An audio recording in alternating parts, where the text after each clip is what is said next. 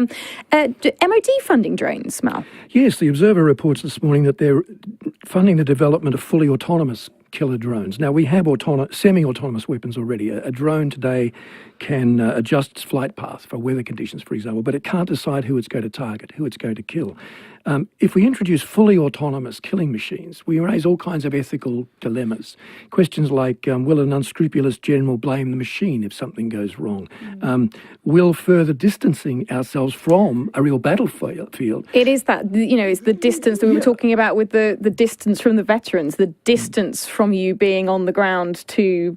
Yeah, and who takes two continents away? Who takes responsibility when a machine goes rogue? If you go to a BBC TV studio now with robotic cameras, they can do all sorts of crazy things if there's a glitch in the system. So when you talk about networked robots that learn together online through connections on the cloud, what happens if they're feeding themselves false information? What happens then? So big ethical questions here. Well, and yet on the other side of this, I remember we spoke to one of the heads of World Vision talking about the positive side of drones in terms of being able to deliver and drop things like aid into, say, a country where there's been a massive landslide and human beings actually can't get there to help the people they need to help, or it's a war-torn country and it's quite dangerous for humanitarian aid workers to be there and get in there and try and help people.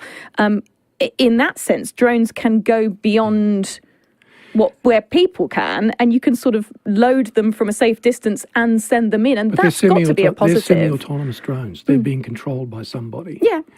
We're talking here about the funding of autonomous machines to kill, to make the decision about who we kill. And I think then we start to ask serious questions. If China, for example, who now uses gait technology on its own people, it can identify people by the way they walk.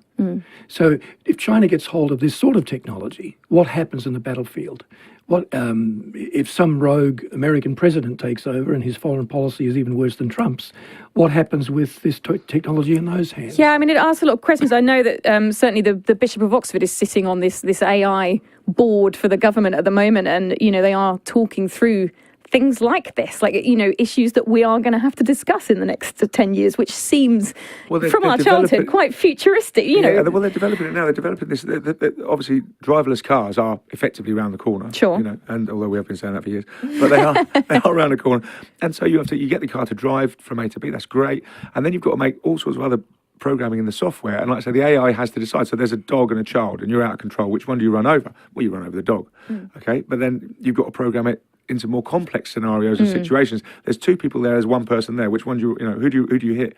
What do you think? Well, you hit the one. Well, that's a young person. These are old people. It's all sorts of ethical complications that you have to program into a computer. Yeah. And who's going to put that in? But it isn't just. That's the interesting thing, John. What's happening now is what they call deep learning, which is another iteration of machine learning, where the machine doesn't learn through programming. It learns by watching you do something as a human being.